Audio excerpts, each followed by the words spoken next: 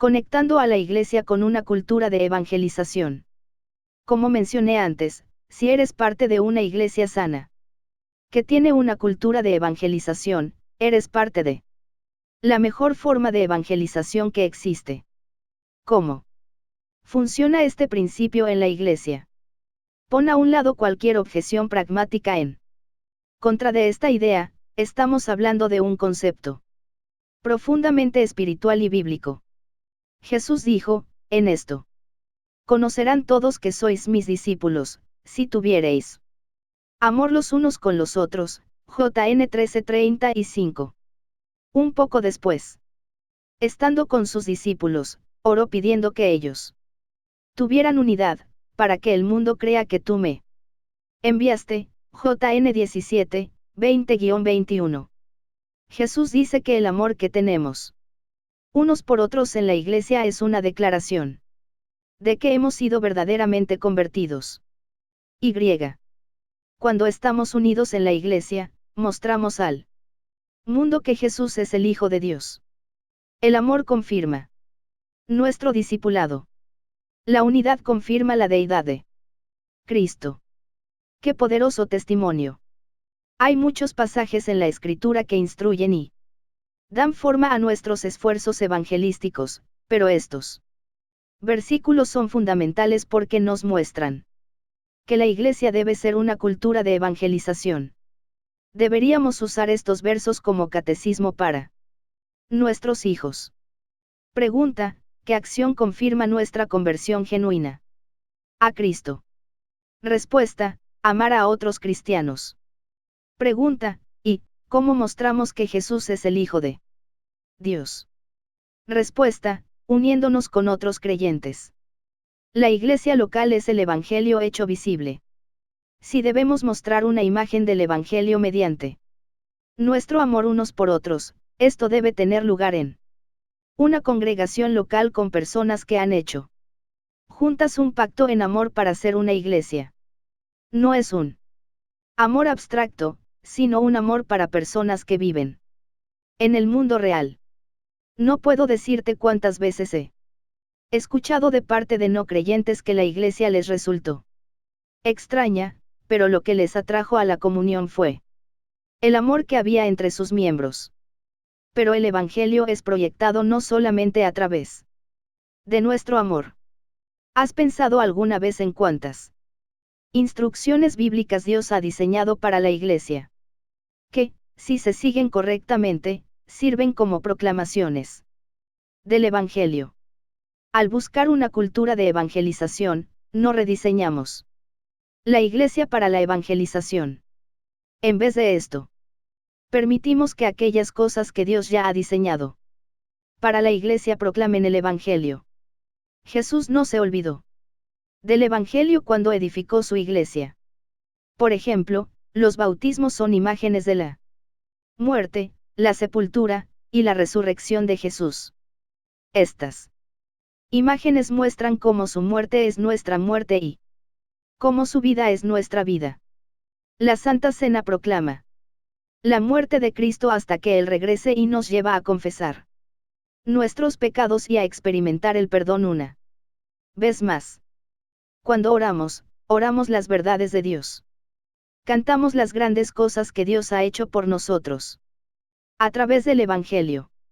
Damos financieramente para hacer avanzar el mensaje del Evangelio. La predicación de la palabra presenta el Evangelio.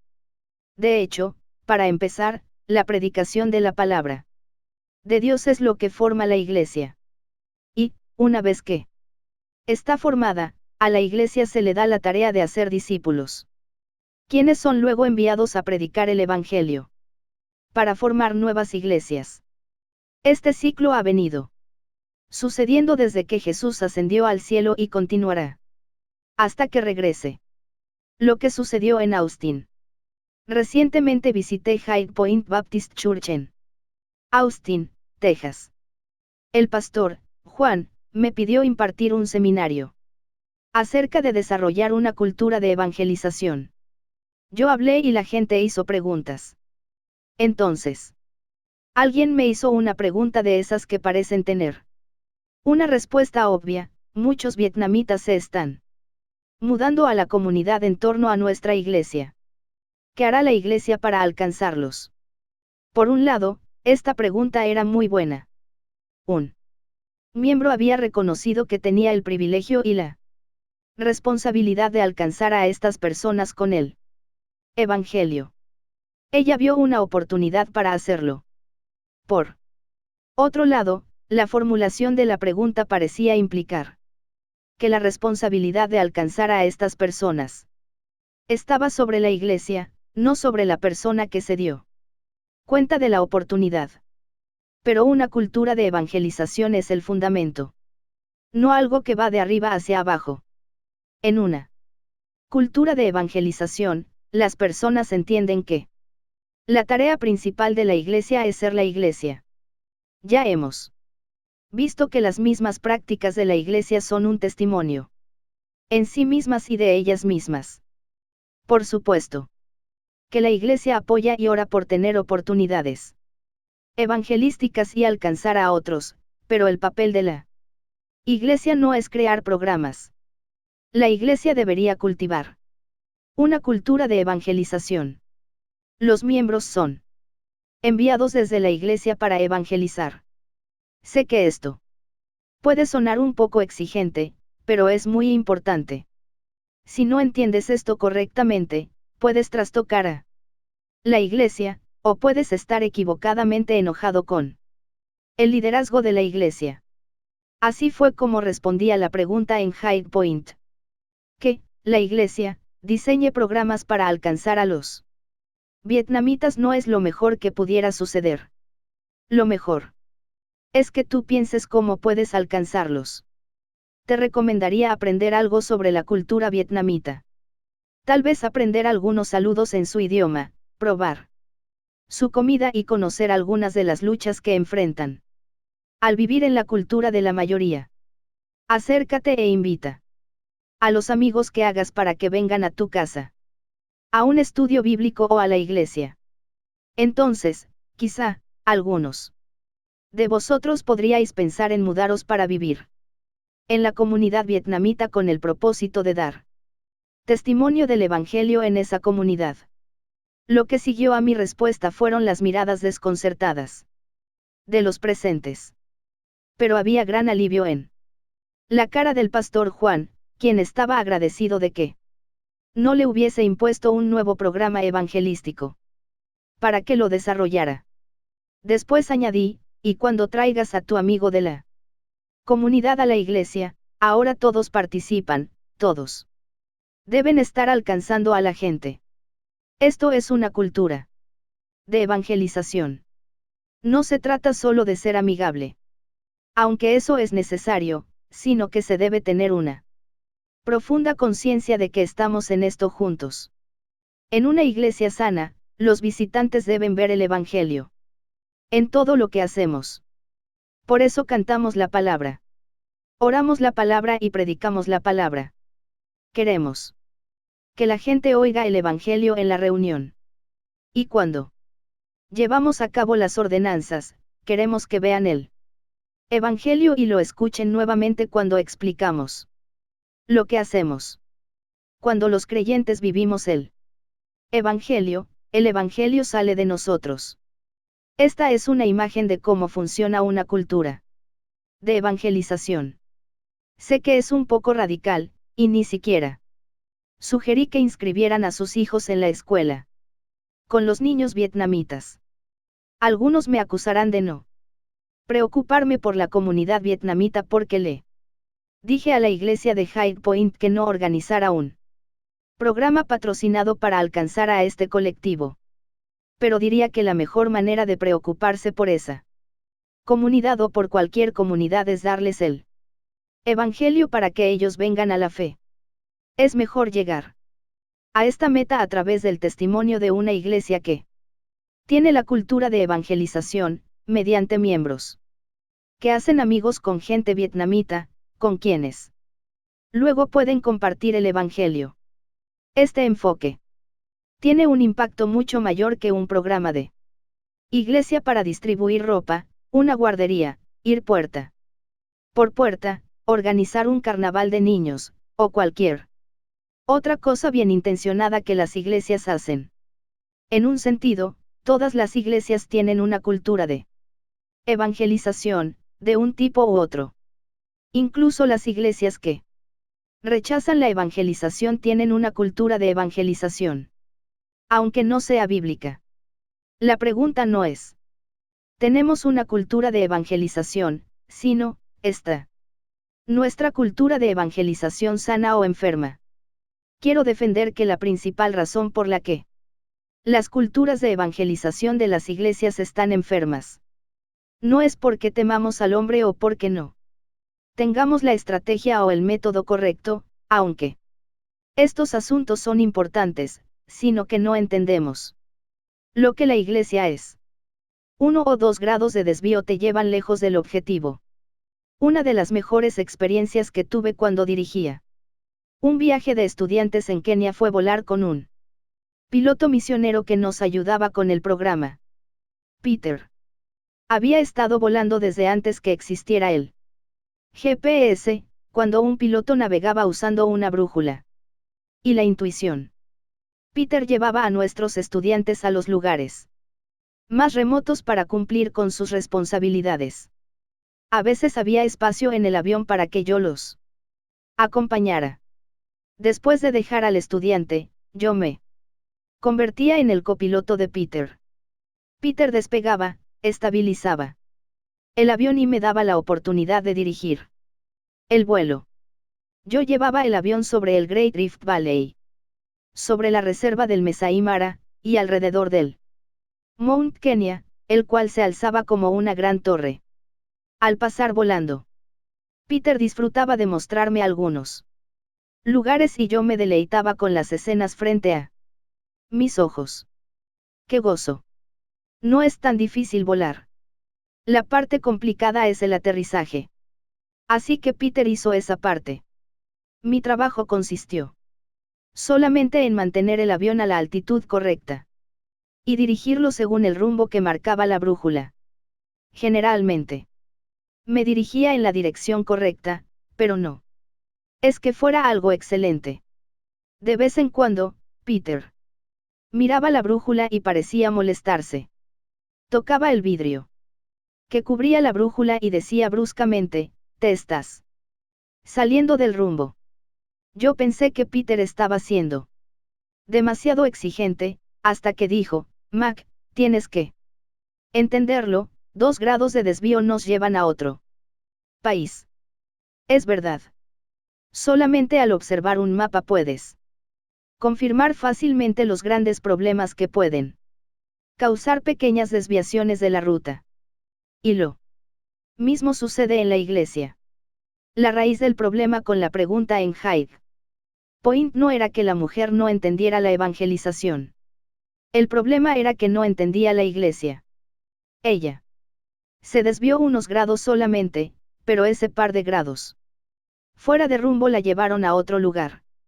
Entender. La iglesia nos ayuda a tener la dirección correcta para la evangelización. De manera que primero tenemos que pensar acerca de la iglesia y qué hace que una iglesia sea sana. Definiendo qué es la iglesia. Supongamos que estás comprando en un centro comercial. Y alguien se acerca con un portapapeles y un bolígrafo. Y te pregunta: por favor, defina iglesia de la mejor forma que pueda. Podrías responder. ¿Y si te preguntara después, cuáles son los componentes necesarios y suficientes de una iglesia? Te quedarías sin palabras. Si es así, no estás solo. He vivido con misioneros y los he visitado alrededor del mundo por décadas. Muchos de ellos se hacen llamar plantadores de iglesias. Son personas increíbles, extraordinarias. Con todo, a menudo me sorprende los pocos que son capaces de definir bíblicamente qué es una iglesia. Cuando explican lo que es una iglesia, sus definiciones están basadas en sus propios sentimientos y en estrategias humanas. Me encantan las iglesias de Acts 29.1, ojalá hubieran Más así. Pero desafortunadamente lo que tenemos en muchas partes del mundo no son iglesias según Hechos 29, sino las que yo llamo iglesias, Jueces 22. Iglesias que hacen lo que bien les parece, Jue 21 a 25. En lugar de esto, necesitamos iglesias firmemente arraigadas en las Escrituras. Estuve con un misionero que estaba liderando un equipo de plantación de iglesias en Rusia. Era y es un hermano en Cristo extraordinario. Está totalmente comprometido con la obra del Evangelio. Posee un corazón de siervo y se sacrifica por la obra. Además, es un líder que influye profundamente en la vida de aquellos con los que trabaja. Cuando me dijo que su principal llamado era plantar iglesias, me emocioné. Pero, cuando comencé a hacerle preguntas acerca de la iglesia, parecía no saber qué dirección tomar. Finalmente, lleno de frustración, dijo, bueno, de acuerdo, entonces, ¿cómo definirías tú lo que es una iglesia? Yo le respondí, bueno, los componentes esenciales de una iglesia se entienden mejor en tres categorías: lo que la iglesia es, lo que la iglesia hace, y cuál es la misión de la iglesia. Estuvimos hablando acerca de la iglesia hasta muy tarde esa noche. En resumen, aquí comparto lo que le dije. La fe cristiana no tiene ninguna categoría para los creyentes que no son miembros de una congregación local. La iglesia no es, y nunca ha sido, opcional para el creyente. Sin embargo, aun cuando la iglesia juega un papel tan fundamental en nuestro discipulado, el miembro promedio tiene una asombrosa variedad de ideas acerca de lo que la iglesia debería ser, ideas que no están enraizadas en la Biblia. Ciertamente, las iglesias tienen la libertad de hacer muchas cosas. Las iglesias son libres para construir edificios o reunirse en salones alquilados, pueden hacer que la congregación se siente en bancos o en el suelo. También tienen la libertad, bajo la autoridad de la palabra, de diseñar estrategias específicas para cumplir un amplio rango de mandamientos bíblicos. Por ejemplo, las iglesias pueden crear ministerios musicales, proveer comida, organizar reuniones de oración para hombres, poner en marcha escuelas cristianas, o desarrollar grupos pequeños. Pero, ¿cuáles son los componentes esenciales, las cosas que son tanto necesarias como suficientes? Si quitas todo, ¿cuáles son las partes irreducibles de una iglesia? Esto es fácil de saber. Por ejemplo, quita la escuela cristiana. Y todavía tienes la iglesia. Pero quita la predicación regular de la palabra de Dios, ya no hay iglesia. Todo cristiano debería saber lo que hace que una iglesia sea una iglesia. Y una respuesta bíblica en cuanto a lo que hace que una iglesia sea una iglesia resulta sorprendentemente simple, al menos sobre el papel. Lo que la iglesia es. Una iglesia local es una asamblea de cristianos nacidos de nuevo, bautizados, que hacen un pacto en amor para reunirse regularmente bajo la autoridad de las Escrituras y el liderazgo de los ancianos para adorar a Dios, ser una imagen visible del Evangelio y, al final, dar gloria a Dios. JN 3, 1-8, 13, 34-35, HCH 241, 1423, EF 310. Colonia 316, 2T3, 16-17, E10, 24-25. Lo que la iglesia hace. Una iglesia solo debe hacer algunas cosas para ser una iglesia. Las personas se reúnen regularmente en el amor del Evangelio para oír la palabra predicada, cantar, orar, dar y practicar las ordenanzas del bautismo y la Santa Cena.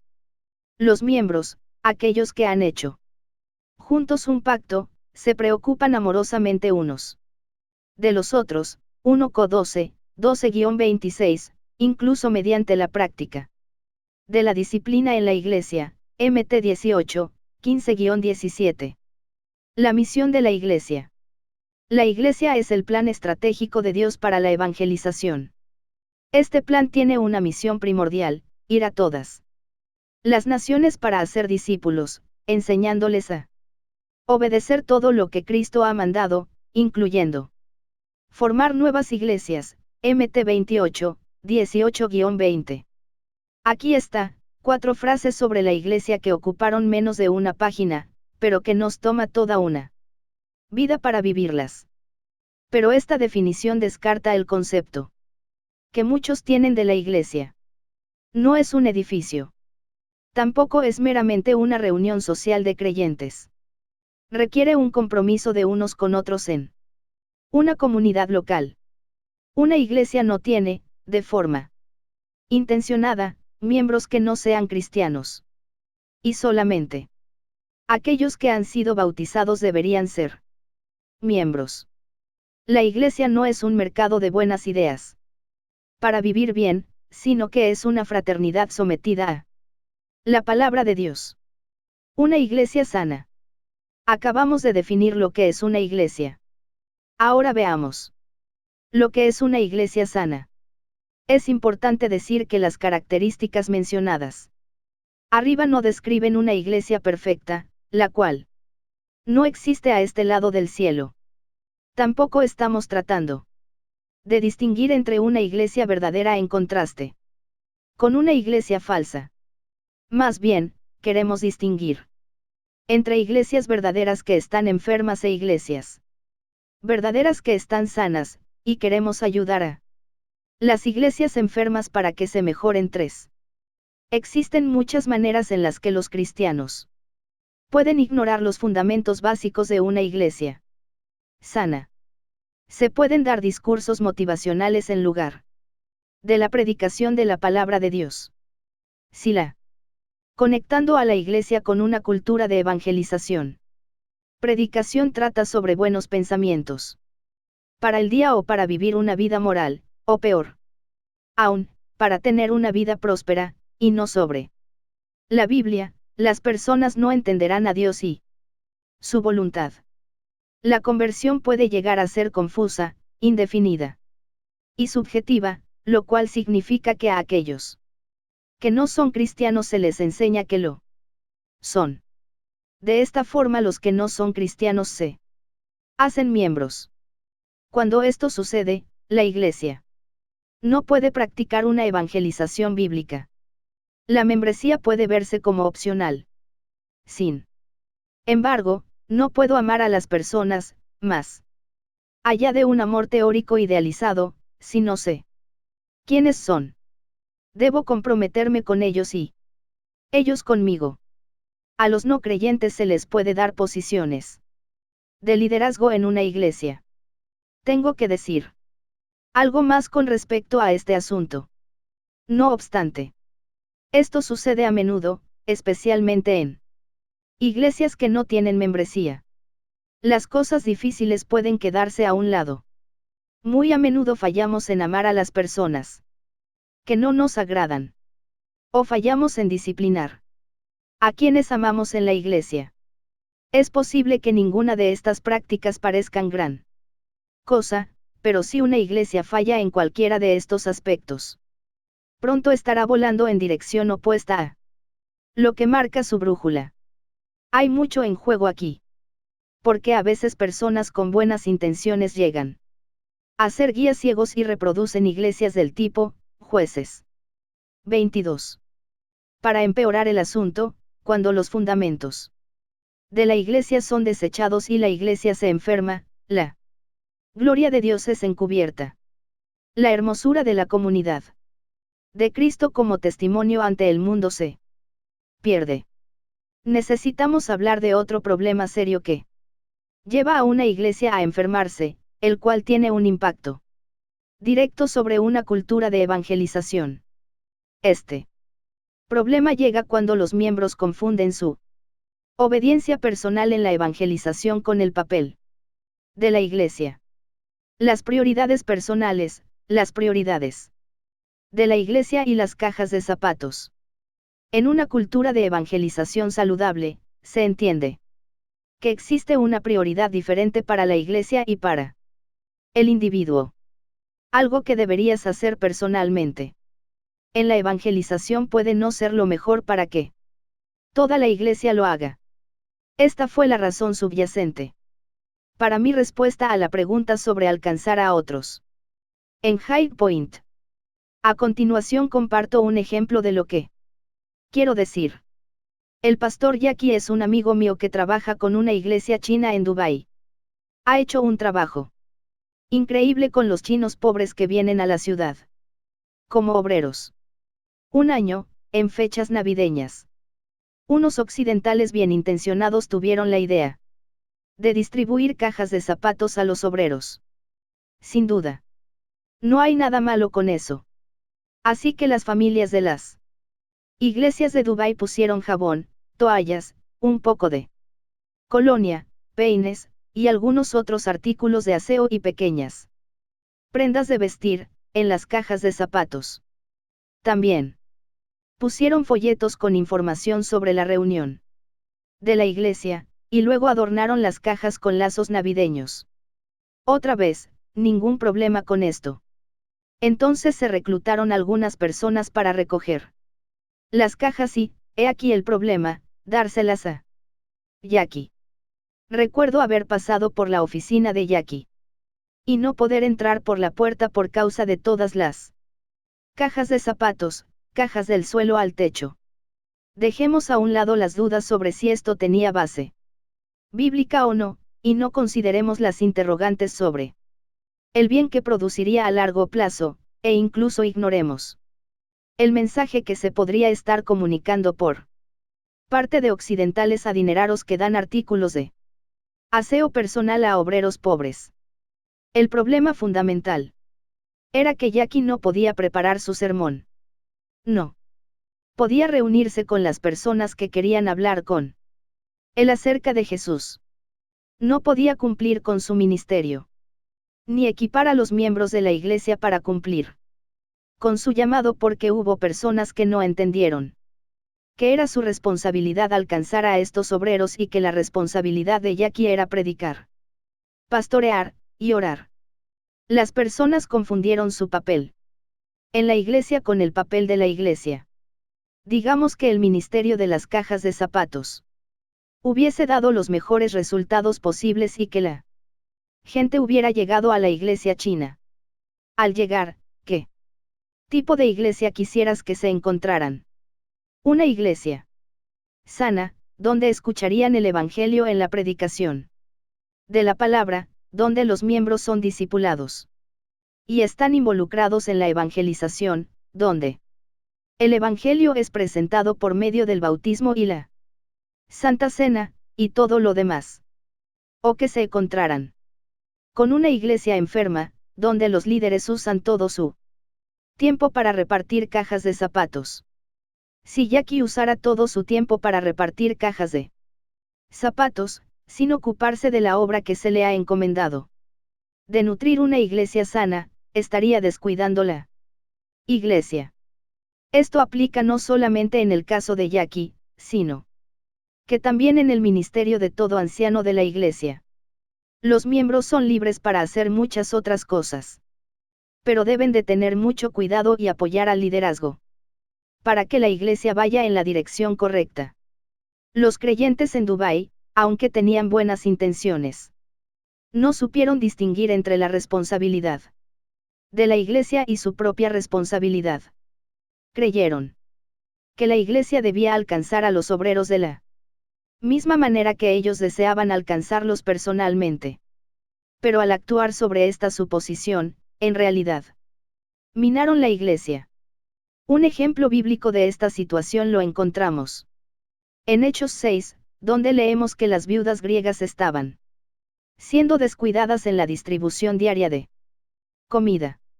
Uno sospecha que las viudas hebreas estaban recibiendo comida porque tenían conexiones con judíos que las viudas griegas no tenían. En cualquier caso, esta situación requería atención. Así que los apóstoles Pidieron a los miembros implicados que escogieran a 7 hombres piadosos para tratar la situación. Todos estos hombres eran griegos, algo evidente por sus nombres, lo cual fue una manera segura de acabar con cualquier favoritismo o racismo. Pero observa. ¿Por qué los apóstoles solucionaron esta injusticia? De la forma que lo hicieron. Dijeron: no es justo que nosotros dejemos la palabra de Dios para servir a las mesas. Buscad, pues, hermanos, de entre vosotros a 7 varones de buen testimonio, llenos del Espíritu Santo y de sabiduría, a quienes encarguemos de este trabajo. Y nosotros persistiremos en la oración y en el ministerio de la palabra. HCH 6, 2-4. Los miembros individuales de la Iglesia fueron llamados para dar un paso al frente y solventar ellos mismos un problema, con el propósito de proteger el ministerio principal de los líderes de la Iglesia, el ministerio de la palabra y la oración. Los miembros de la Iglesia deben entender las prioridades que los apóstoles salvaguardaron. Aunque hay muchas cosas importantes que una iglesia puede hacer, tan importantes como alimentar a las viudas, nada debería mermar el llamado principal de la iglesia: predicar la palabra. Tanto los miembros como los pastores deberían unirse para proteger el llamado propio y principal de la iglesia. ¿Cómo una cultura sana de evangelización conecta con una iglesia sana? ¿Cómo funciona una cultura sana de evangelización?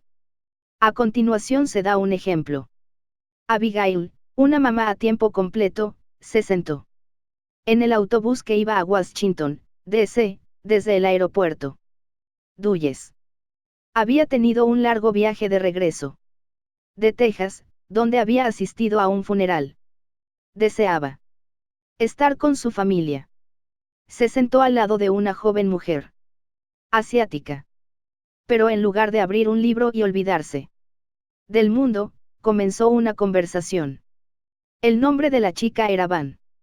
Mientras hablaban, Van le dijo a Abigail que acababa de llegar de China y que esas eran sus primeras horas en América. Abigail sabía discernir cuando se presentaba una cita divina. Quería alcanzar a esta chica, pero sabía también que debía ser sensible al pensar sobre las cosas que estaban sucediendo en su iglesia. Recordó que pronto habría una boda entre 2 creyentes maduros en la fe. Abigail sabía que el evangelio sería presentado allí. Su iglesia anima a todos los miembros a venir a la boda y a traer amigos para que escuchen un testimonio.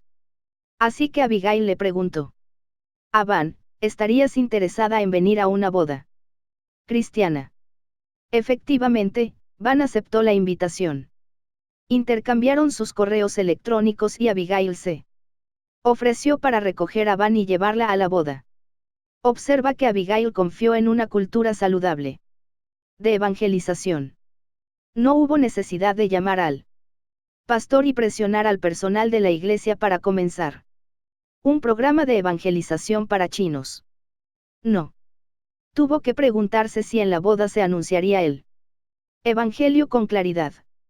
En una iglesia donde existe una cultura sana de evangelización, el evangelio satura todos los ministerios. Abigail escogió una boda, pero podría haber invitado a Van a varias otras cosas. Tal y como era de esperar, la boda se enfocó tanto en el novio celestial como en el novio y la novia terrenal. Tanto la pareja como el pastor compartieron el evangelio. Pero lo mejor de todo fue que, después de la reunión, antes de la recepción, Abigail llevó a su hija de 4 años al patio de la iglesia y Van fue con ellas. Van comenzó a hacer preguntas sobre la diferencia entre una boda cristiana y una secular. Abigail, bien enseñada en el mensaje del Evangelio, aprovechó la oportunidad para explicar a Van, a partir de la boda, todo el Evangelio. Luego, Abigail le preguntó a Van si quería una Biblia, ya que la iglesia proveía Biblias para los estudiantes. internacionales en un stand de libros. Ambas regresaron a la iglesia y Abigail le dio a Van una Biblia en mandarín, la primera Biblia que Van había visto jamás. Abigail se ofreció para reunirse con Van para leer la Biblia. Así lo hicieron. Luego Abigail incluso invitó a algunos miembros de la iglesia que hablaban mandarín, para que se reunieran con Van y compartieran sus testimonios. Durante una de sus reuniones de lectura de la Biblia. Cuando esto sucedió, Van fue conmovida y comenzó a hacer preguntas penetrantes. Abigail y Van continuaron leyendo la Biblia y hablando acerca del Evangelio hasta que Van se fue a Boston para comenzar a estudiar unas semanas más tarde. Pero esto no había terminado para Abigail. Tenía una amiga en Boston, quien aceptó continuar leyendo la Biblia con Van. Esto está sucediendo mientras escribo estas palabras. Abigail no esperó a que la iglesia hiciera algo. Ni siquiera lo pensó. Puso su confianza en que la iglesia fuese la iglesia. Se apoyó en el poder del Evangelio y confió en que el Espíritu Santo obraría a través de sus obedientes pasos como embajadora de Cristo. Así es como funciona una cultura de evangelización. En una iglesia. No es algo ostentoso, no es un programa. Es algo muchísimo mejor.